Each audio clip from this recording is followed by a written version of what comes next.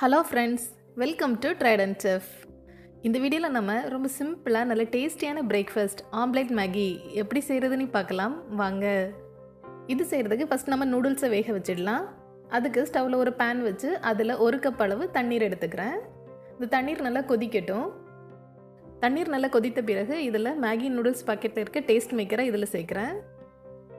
இதை நல்லா கலக்கி விட்டுடலாம். அடுத்து இதில் நம்ம நூடுல்ஸை சேர்த்துடலாம். நான் ஒரு நூடுல் கேக் தான் எடுத்துருக்கிறேன். இந்த நூடுல்ஸ் நல்லா வேகட்டும்.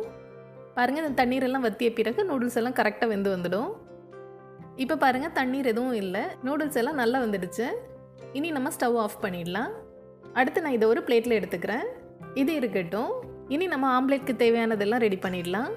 அதுக்கு ஒரு பவுலில் 2 முட்டை எடுத்துக்கிறேன். இது கூடவே 2 டேபிள் ஸ்பூன் அளவு பொடியாக நறுக்கிய வெங்காயம், 2 டேபிள் ஸ்பூன் அளவு துருவிய கேரட், 1 டீஸ்பூன் அளவு பொடி பொடியாக நறுக்கிய இஞ்சி, ஒரு பச்சை மிளகாயை சின்னதாக கட் பண்ணி சேர்க்குறேன். கூடவே கொஞ்சமாக கொத்தமல்லி தழை, அதுக்கப்புறமா இதுக்கு தேவையான அளவு உப்பு சேர்த்துடலாம். எல்லாத்தையும் சேர்த்து நல்லா மிக்ஸ் பண்ணி விடுறேன். நான் இதில் 2 முட்டை தான் சேர்த்துருக்குறேன். உங்களுக்கு கூட ஒரு முட்டை வேணும் அப்படின்னா நீங்கள் சேர்த்துக்கோங்க.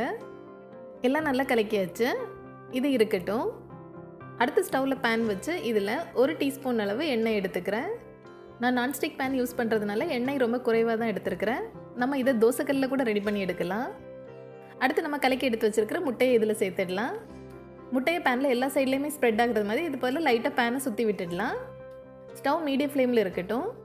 அடுத்து இதில் நான் 1 டீஸ்பூன் அளவு பெப்பர் பவுடர் சேர்க்குறேன். இனி இந்த முட்டை 3/4 அளவு வேகட்டும். ரொம்ப சிம்பிளாக நம்ம சீக்கிரமாக இதை ரெடி பண்ணிடலாம். டேஸ்டியான பிரேக்ஃபாஸ்ட் இது. மேகி நூடுல்ஸ் வச்சு கொஞ்சம் டிஃப்ரெண்ட்டாக ஆம்லேட்டில் இதே போல் செஞ்சு பாருங்கள். சாப்பிட்றதுக்கே ரொம்ப டேஸ்ட்டாக இருக்கும். ஆம்லேட் 3/4 அளவு வெந்த பிறகு நம்ம ரெடி பண்ணி எடுத்து வச்சுருக்கிற நூடுல்ஸை இதில் சேர்த்துடலாம். லாஸ்ட்டாக இதுக்கு மேலே கொஞ்சமாக சில்லி ஃப்ளேக்ஸ் சேர்க்குறேன். சில்லி ஃப்ளேக்ஸ் ஆப்ஷனல் தான். அடுத்து நம்ம இதை ஃபோல்ட் பண்ணிடலாம். ஸ்டவ் நல்லா லோ ஃப்ளேமில் இருக்கட்டும். 2 நிமிடம் இது லைட்டாக வேகட்டும். நல்லா வெந்துடுச்சு. இனி நம்ம ஸ்டவ் ஆஃப் பண்ணிடலாம்.